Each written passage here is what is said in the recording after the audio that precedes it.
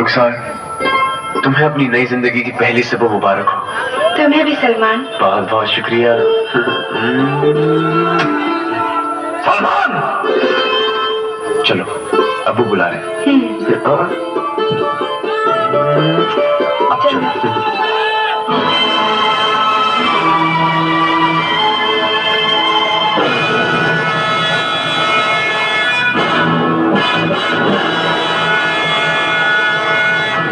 सलमान, हम तुम्हारे कैसे बाप हैं जो सूरज हथेली पर रखकर तलाश करने पर भी ना मिले। क्या तुम्हारी ऐसी कोई आरजू, ऐसी कोई खुशी है जिसे हमने आज तक पूरा ना किया हो? आपने हमारे अरमानों पर सब कुछ निछावर कर दिया। दुश्मनी को दोस्ती का लिबास पहनाकर हमें रुखसार जैसा तोहफा दिया। तुम्हारी इस खुशी के बदले अगर हम तुमसे अपने लिए कोई खुशी मांगे तो क्या तुम दे सकोगे? अब्बू, आप हमसे हमारी जान मांग लीजिए, हम हंसते हंसते आपको हमारी जान दे देंगे। अगर वो चीज तुम्हारी जान से भी ज्यादा अजीज हो तो? अब्बू, हमारी हर सांस आपकी है। आपकी खुशी की खातिर हम तो जहर भी पी जाएंगे अब्बू। तो फिर कलाम पाक पर हाथ रखकर कसम खाओ कि तुम सिर्फ वही करोगे जो हम कहेंगे। अब्बू, ये लीजिए, हम कलाम पाक की कसम खाते हैं।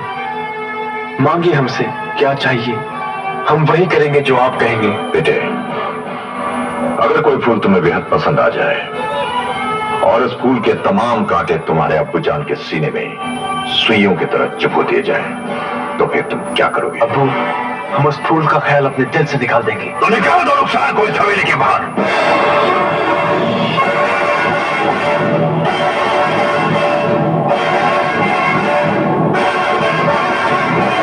अब्बू, कलाम पाक पर हाथ रखकर तूने कसम खाई है सलमान। कसम तोड़ने का ख्याल भी गुनाह अजीम है। लेकिन भाईजान, तुम भूल रहे हो जुबैर, सारी बिरादरी के सामने फतेह खान ने हमारी तौहीन की है। एक घटिया तराजू में तोड़ा है उसने हमें। 50 लाख रुपए और 100 एकड़ जमीन के टुकड़े में तोड़ कर रख दिया है शेर खान के फखार को। अब हम उसे बताएंगे कि शेर खान वो हीरा है जो गले से लग जाए तो हार है और गले से उतर जाए तो तलवार है। शमशुद्दीन,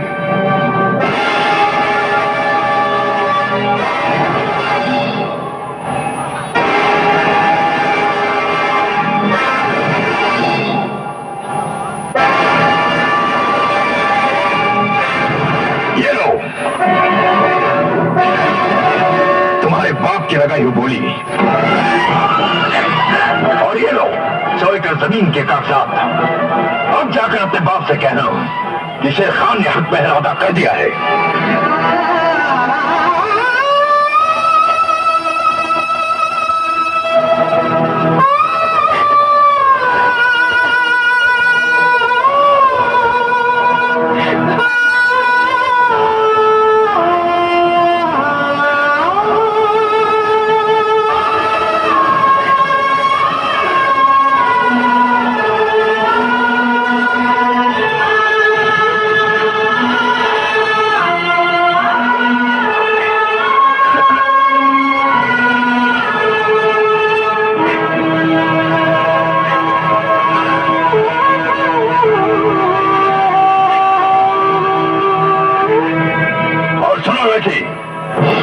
रास्ते में जहां जहां से भी गुजरते जाओ, सबसे कहती जाना कि शेर खान ने हक महर अदा कर दिया है।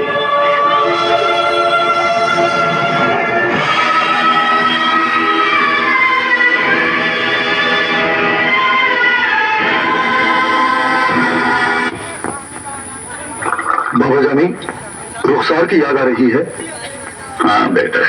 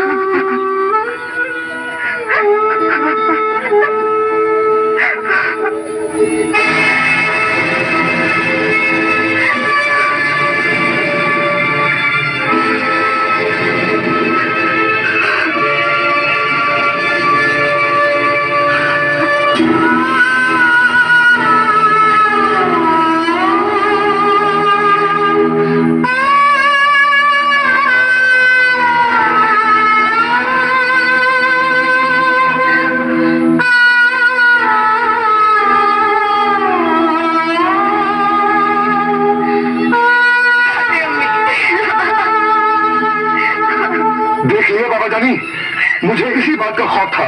उन्होंने हमारी बहन की जिंदगी उजाड़ दी है। बाबा जानी, उन्होंने हक मेहर अदा नहीं किया, उन्होंने हमारी बहन की एक रात की कीमत चुकाई है।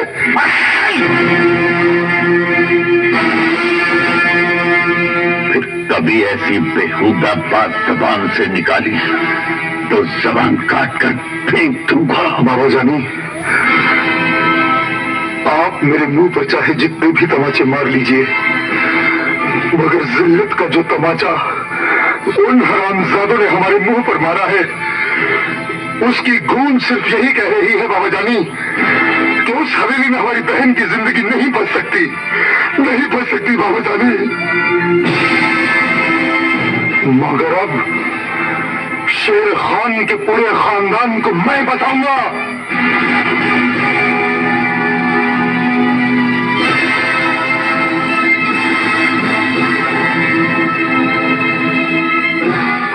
मेहर के 100 एकड़ जमीन के टुकड़े पर शेर खान की नस्ल के लिए मैं कब्रिस्तान बनाऊंगा, कब्रिस्तान बनाऊंगा।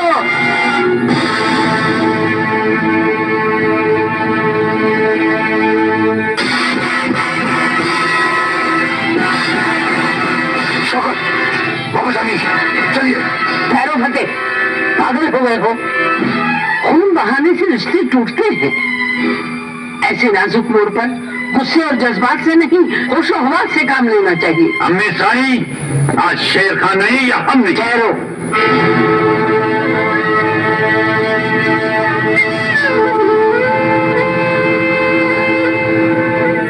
अगर जाना ही है तो अपने बुजुर्गों की इज्जत को अपने पांव तले कुचल कर जाओ।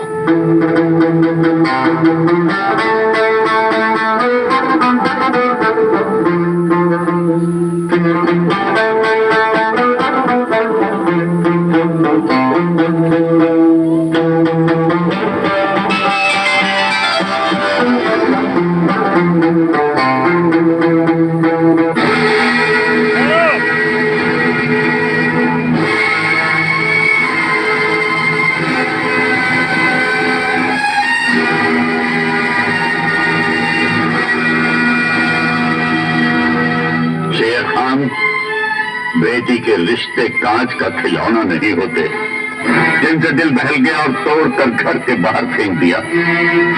मेरी बच्ची ने ऐसा कौन सा गुनाह किया था जिसकी तूने उसे इतनी सख्त सजा दी? सजा उसे नहीं, तुझे दी है।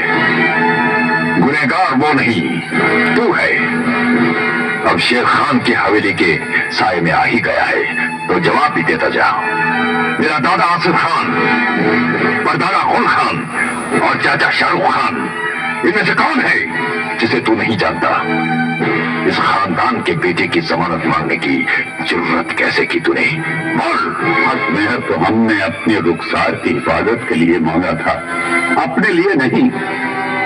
समझी साईं, ठंडे दिमाग से अपने दिल पर हाथ रखकर सोच, क्या कोई बाप अपनी औलाद के लिए बुरा सोच सकता है? तेरी सोच में छुपी हुई खोट मैं उसी दिन समझ गया था फतेह खान। तूने सोचा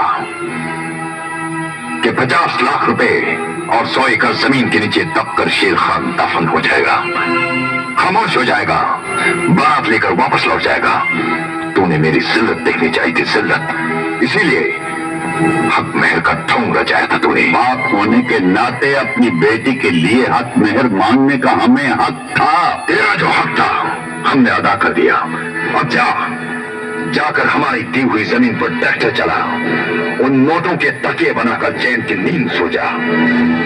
कभी अपनी लाडली बेटी को जमीन दिखा तो कभी उसे नोटों की गटिया सूंघा। उसके बाद तुझे एहसास होगा कि हक मेहर मांग कर बेटी की जिंदगी किस तरह महफूज हो जाती है। शायद तू ये भूल गया कि इस जमीन पर फतेह खां अकेला पैदा नहीं हुआ है, उसके साथ उसकी भला की जिद भी पैदा हुई है। कहीं मेरी जिद किसी जिद पर आ गई तो अपनी बेटी के रास्ते में पड़े हुए बेशुमार कांटों को तो मैं अपने दामन में समेट लूंगा, लेकिन तेरे रास्ते दहकते हुए अंगारों से भर दूंगा। इतनी बुलंद आवाज में न बोल फतेह खान, इतनी बुलंद आवाज में न बोल। आवाज तो तेरी एक दिन मैं नीची करूंगा। शेर की तरह गरजने वाला बिल्ली की जबान बोलेगा। तुझे फतेह खां की दहलीज पर सर झुकाकर, नाक रगड़कर मेरी बेटी फिर से मांगनी पड़ेगी। तेरी बेटी को हमने मांग भी लिया, निकाह भी किया, अपना भी लिया और छोड़ भी दिया।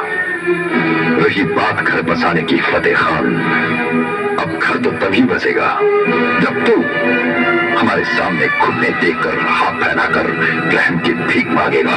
शेर खान, हमारे दिल में छुपे नफरत के अंगारों को और हवा न दे, वरना तू इस आग में जलकर राख हो जाएगा। सीने में दुश्मनी के अंगारे लेकर जीने वाले को आग से डराने की कोशिश न कर फतेह खान, वो दिन कभी नहीं आएगा। अगर वो दिन नहीं आएगा शेर खान, तो तेरे घर की दीवारें धूप को तरस जाएंगी। फिर हम सूरज को अपने हाथ में लेकर तेरी हवेली के आंगन में रोशन कर देंगे और तुझे कहेंगे कि देख, आज वो दिन निकल आया। फिर तुझे नाक रगड़ने के लिए हमारे सामने झुकना पड़ेगा। एक पहाड़ का नाम है शेर खान, और पहाड़ न किसी के सामने चलकर जाते हैं, न किसी के सामने झुकते हैं। अगर ऐसा हुआ तो हम उस पहाड़ को जड़ से उखाड़ कर फेंक देंगे, जड़ से उखाड़ कर फेंक देंगे। फतेह खान, इस पहाड़ की जड़ की तलाश करते करते तेरी नस्लों की नस्लें खत्म हो जाएंगी।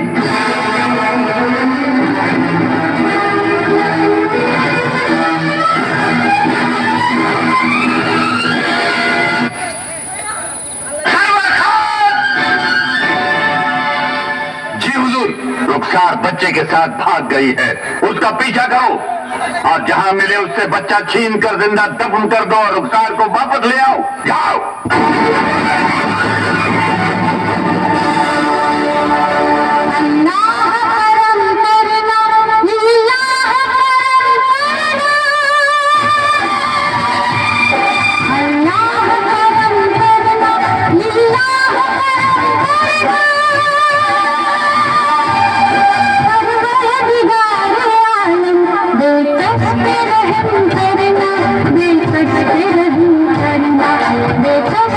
रहम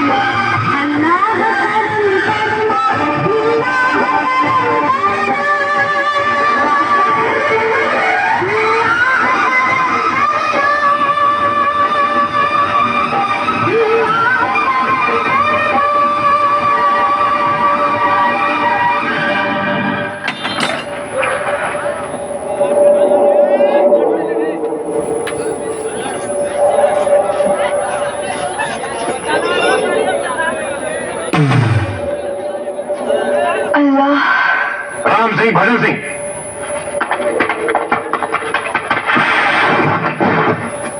मेरा बच्चा, मेरा बच्चा, मेरा बेटा। हमारे रास्ते से हट जाओ ठाकुर, और बच्चा वापस दे दो। उसे हमें जिंदा दफनाना है।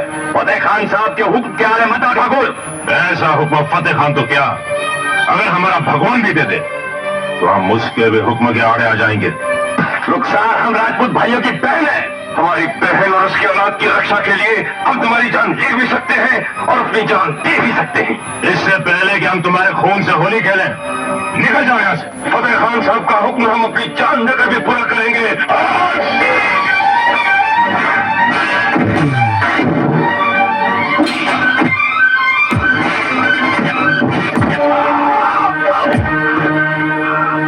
जाकर फतेह खान से कह दे कि रुखसार हमारी बहन है और हमारे होते उसका और उसके बच्चे का कोई बाल भी बाका नहीं कर सकता।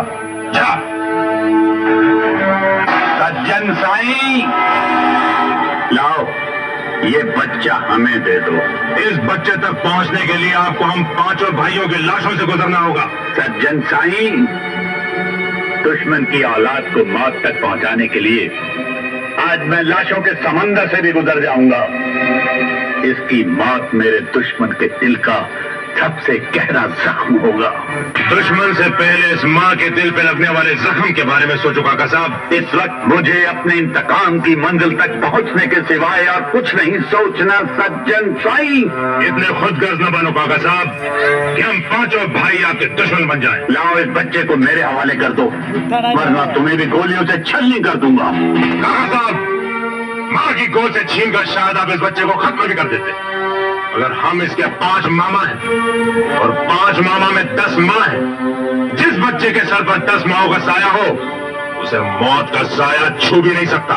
जाओ सामने से, ये हमारा खानदानी मामला है। खानदानी मामले दरवाजे बंद करके सुलझाए जाते हैं। मैदान में आ जाए तो फैसले लोगों के हाथों में आ जाते हैं। फतेह खान की जिद के आड़े ना हो, बच्चा मेरे हवाले कर दो। अगर आप रुखसार के बाप हैं, इस बच्चे के नाना हैं, तो लगाइए इन्हें अपने सीने से, और अगर दुश्मन है तो उठाइए बंदूक और चलाइए गोली। सज्जन साईं, ऐसा ना हो कि आप बेटी को भूल जाएं और हम बेटी के बाप को। कसम खुदा की, अगर तुम्हारी जगह इसके सगे भाई भी होते तो हम उनका भी खात्मा कर देते।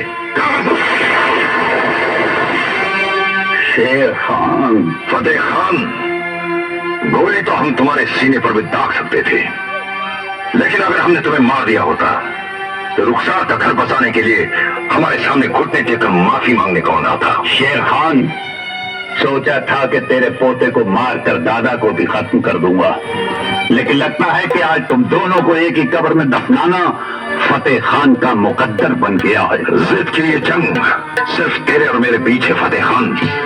हिम्मत है तो उठा तलवार। शेर खान साहब, बंदूकों और तलवारों से सिर्फ इंसानों का खून बहता है, फैसले नहीं होते। नहीं ठाकुर, फतेह खान की जिद का फैसला सिर्फ बंदूकें और तलवारें ही कर सकती है।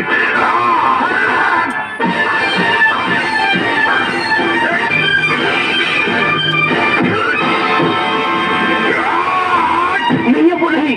हट जाओ सलमान, हट जाओ। अबू, कितनी खून की नदियां बह गई, मगर आपकी जिद की प्यास नहीं बुझी। हमारी जिद की प्यास सिर्फ फतेह खान के खून से बुझेगी। हट जाओ सलमान। नहीं अबू, इससे पहले कि आपकी तलवार इनके जिस्म को छुए, आपको हमारी गर्दन काटनी पड़ेगी। मेरा बेटा होकर मेरे दुश्मन की हिमायत करता है। मेरे और मेरे दुश्मन के बीच अगर तू भी आ गया तो मैं तेरी भी गर्दन काट डालूंगा। अगर आप दोनों की जिद की प्यास सिर्फ खून से ही बुझ सकती है तो लीजिए, आप दोनों का खून जो इसके जिस्म में दौड़ रहा है, इसके 2 हिस्से करके आधा मैं इसके दादा को दे देती हूँ और आधा नाना को। या अल्लाह!